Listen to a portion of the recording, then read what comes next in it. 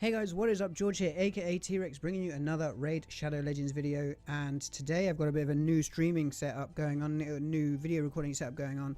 I moved the green screen. You can see I've got full screen Raid now, none of this little boxy thing. I've been playing about with OBS this morning, trying to get things to work out. So we'll see how this goes. Hopefully there is no lag in the game. When I tried this before, I had quite a lot of lag. I've been working on it, but today's video is going to be an in-depth dive into artifacts, what to look for on them, which ones to get rid of, which ones to keep, how to know which ones to keep and get rid of, and also sort of what things you can get from them as well. So let's jump into the champions tab down here, and you'll see we have a champion here. We have Razin Scarhide, who is fusible. And you can see on the right hand side of him we have the panel that says artifacts, and we have 6 in the main square and then 3 little accessories down below. We're going to talk about everything in this panel. Do not worry if you're a newer player, this is the place to be. Make sure you hit the subscribe button and like the video if you like it. So let's start off with the very top row here. You can see we have a weapon, a helmet and a shield.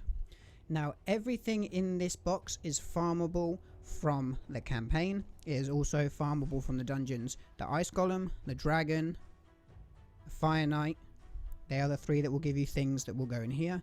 And then down here, these are farmable from the Spider Dungeon, and only the Spider Dungeon. You can get them as random drops, I believe, in the campaign. If we just jump in to the campaign on Brutal, let's have a quick look. Yep, you'll see here you can get miscellaneous banners drop. You can win a random banner as a reward from the campaign.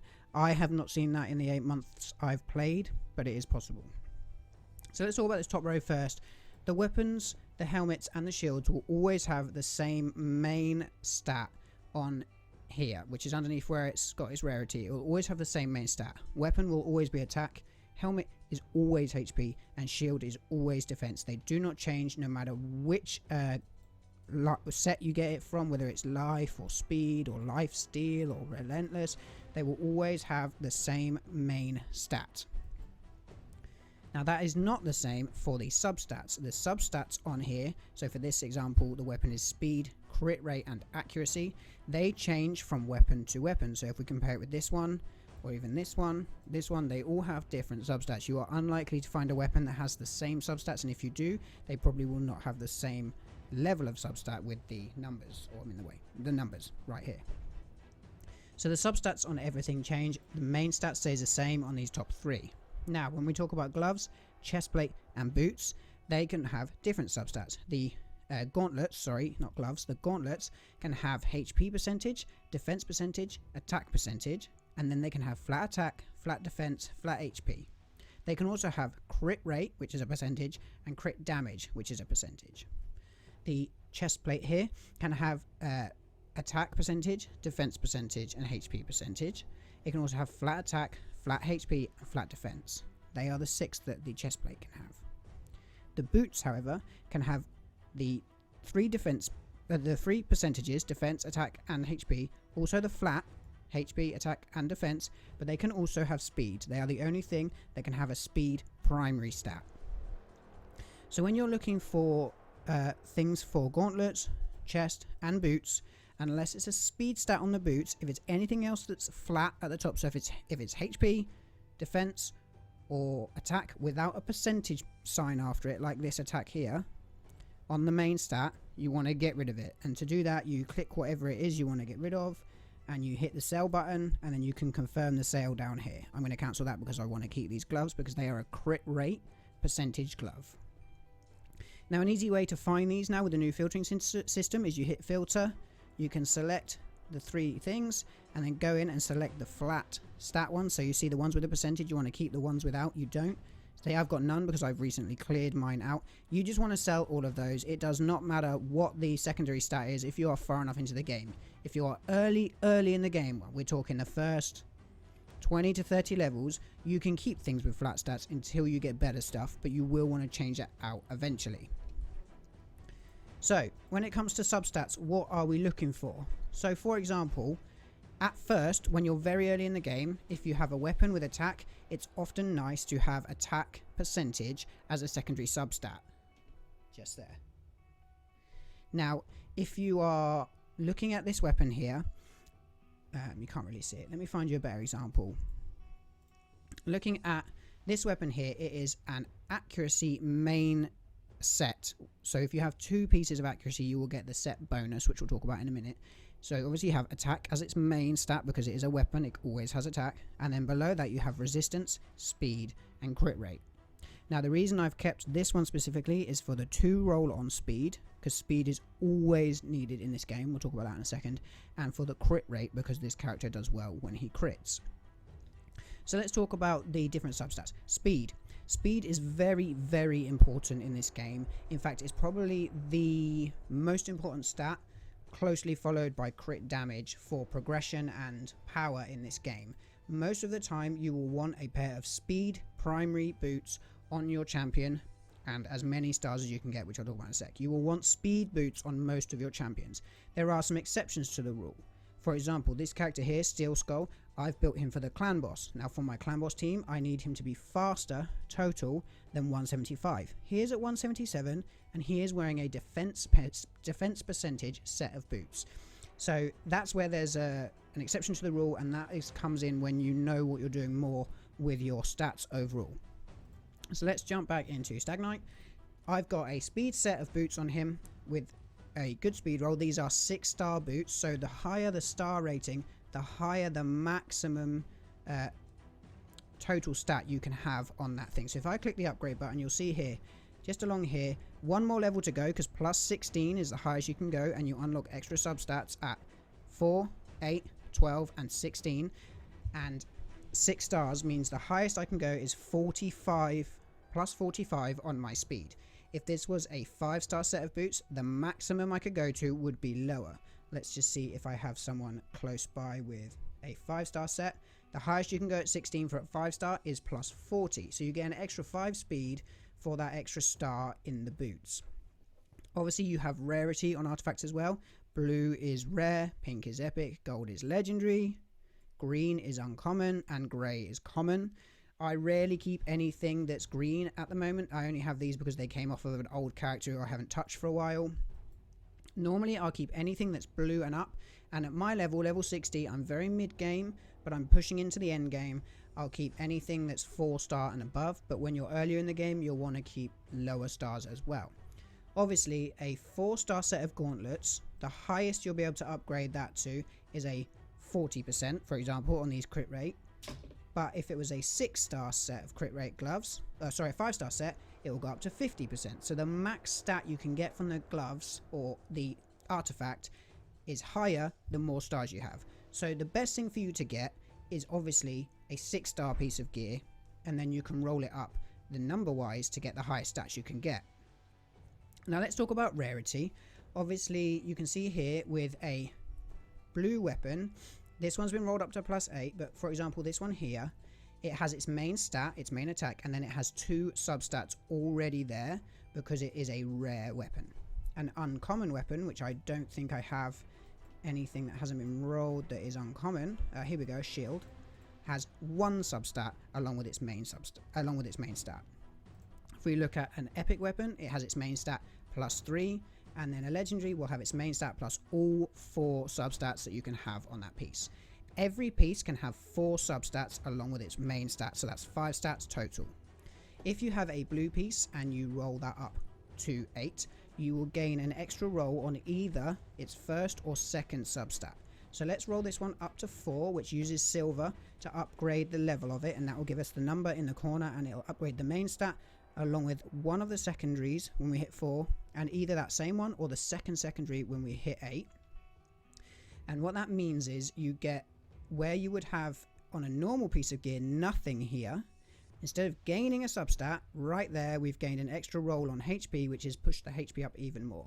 Let's roll this one up again as an example to 8, and you'll see this will either become 2 rolls and this will improve, or this will get a roll and this will improve. Now that's why it's quite nice to have legendary gear, because you already know the substats you're going to get on every single roll. You don't know which one's going to, there you go, HP twice, so that's quite nice, it's taken up to 10%. With a legendary piece of gear, you don't know what is going to roll, but you know that you have a choice of 4 that are going to improve when you do it. Let's do these. These are crit damage gloves. As we said, gloves can have crit rate, crit damage, and you only want to keep them if they are a percentage of attack, defense, HP, crit damage or crit rate. They're the only thing that can have crit damage or crit rate other than a necklace. The chest and the boots cannot have that, but we're going to roll these gloves up. So we're going to jump in. You can see the max we can get here is 65% crit damage because it is a 5-star piece. You see here we have crit rate, flat attack, which is horrible, speed, which is always good to have, and resistance, which is okay to have depending where you're going to use the gloves. If you're going to use them in the arena, resistance is often quite nice. So with these gloves, I normally wouldn't keep these because they have 2 stats out of 4 that I'm going to want to use. Now, if I roll these up to 4 and they hit on speed or crit rate, they're more likely to be kept. The main stats you'd want from secondary stats really are speed, accuracy, crit rate, or crit damage. There you go, they hit speed, so that was a nice roll for me. I'm going to take these up to 8, see if we can hit speed again, because then these gloves are actually usable somewhere else. As I was saying, you want crit rate, crit damage, speed or accuracy really as your main substats. If you are building, oh there you go, double roll on speed, I'm keeping those gloves now. If you had a champion who is defense based, such as T-WreckSs, you may want defense percentage as a secondary. See if I've got any on him. Defense percentage as a secondary, because then that's even more defense on top of the main stats of the other items of gear that you're using. Now, as you can see, I have speed boots on T-WreckSs. He's a defense-based champion, so I could have defensive boots on him like I had on that steel skull earlier in the video, except I need his speed to be higher, so I've put him in a set of 5-star speed boots that I have sitting at 15, because I will roll them up when there's an artifact enhancement event to 16. I have a video coming on the best way to do that very soon, so make sure you are subscribed to the channel and hit that like button if you like it. If you don't like it, hit the dislike button. It still boosts my video up apparently, so go ahead. So yes, what was I saying? You may want defense percentage or attack percentage for an attack champion. I don't think I have any with attack. There you go, attack percentage, 2 rolls on his helmet. And that's good for Stag Knight because he is a support, but his moves are based off of attack. Something to bear in mind is that when it comes to damage output, a champion who has stuff based off of attack, get his attack to a good place. I heard recently that you should take his attack, times it by 2, and then add that on top of the base attack to get your total. Once you're around that point, you can focus on getting 100% crit rate and as much crit damage as you can. 100% crit rate just means he's going to be critting, hitting more and more and more. And when he does hit a crit, the damage, he will do another 120% of his, whatever his basic damage is, which is a percentage of his attack. They're called multipliers, and lots of people have videos out on them with some of the multipliers people have been able to find. It's not public information, but if you want to go ahead and check any of those out, just search up multipliers. Stu Gaming did a good one I watched recently. So whatever his multiplier is, plus 120% critical damage, so he'll hit much harder. So what I was saying was, an attack champion, you want good attack, but you then want to try and get 100% crit rate, unless it's a champion who has other crit stuff, which I'll show you in a moment, and as much crit damage as possible.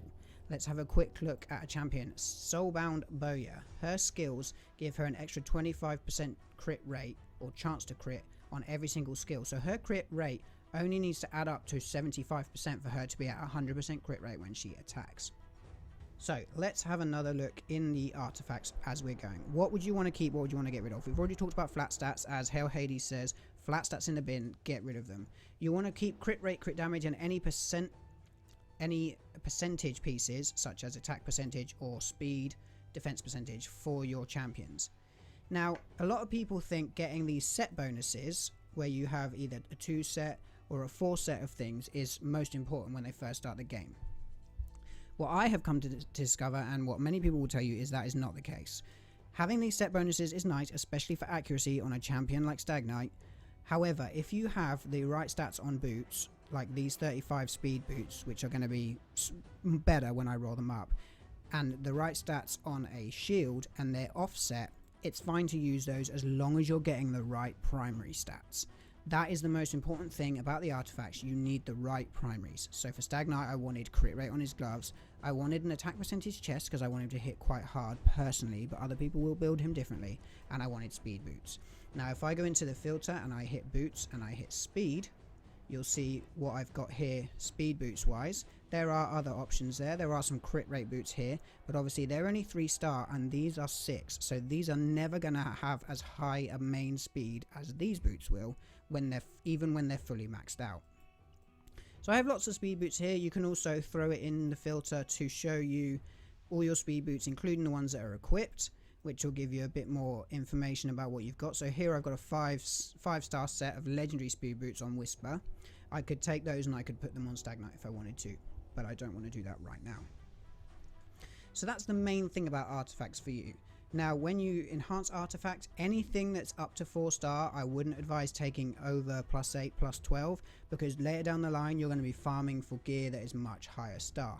Now, if you want to know what stuff can get, you can jump into one of the dungeons, say the dragon, which you'll end up farming a lot. And if you click on... sorry, that doesn't work. If you click in the campaign, say you wanted to know what you could get on lifesteal gear, I want to know what I can get on the boots, you can click them and that gives you the primary stat and what it will be at level 16 for the different stars that you can get. So you can get up to 5-star boots from Brutal campaign. You can get speed and the highest it will be is 40. You can get HP, which you don't want, so chuck that. HP percentage up to 50. Attack, chuck it. Attack percentage up to 50. Defense, chuck it. Defense up to 50. So you'll notice it's 50 when it's a 5-star, and it's more when it's 6-star obviously, and it's 40 on 4-star and 30 on 3-star, so we would assume 60 on a 6-star piece. Let's talk about the Spider's Den and the other things that you have in your artifacts, your accessories. You get a ring, you get a necklace, and you get a banner. Now the ring, its primary stat is always either attack, HP or defense flat. They do not have percentages on their main stats. They do, however, get percentages in their substats. The necklaces, they can have attack, HP, defense or crit damage, which is something you want to look out for in necklaces because they are the only other things beside gauntlets that can have crit damage. Again, they can have percentages in their thing, but the only thing that is a percentage on a necklace is crit damage. Let me just see if I have one here, for example. There you go. Crit damage is the only thing that will be percentage on an amulet. And the banners, they can be accuracy, resistance, HP, attack or defense flat stats. Again, they don't have percentages unless they're in their substats. Now these can be got from the spider or very rarely from the campaign farming locations.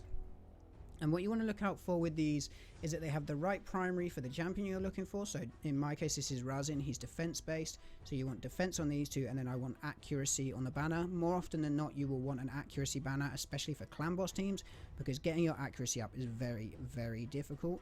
Let's jump on someone who's got better accuracy for me and look right here. Accuracy banner. He's got a speed substat, so that's fantastic because I need my speed to be up there for clan boss. A defense percentage, which is even better for Tayral because he's defense based. Unfortunately, it has flat HP, but I have 3 stats here that are excellent for this character because I want higher accuracy, I want better speed, and he's a defense based champion, which means he does more damage the more tanky you make him. So how did I know that? Well, I look at this champion, Tayral, and I see defense underneath his epic.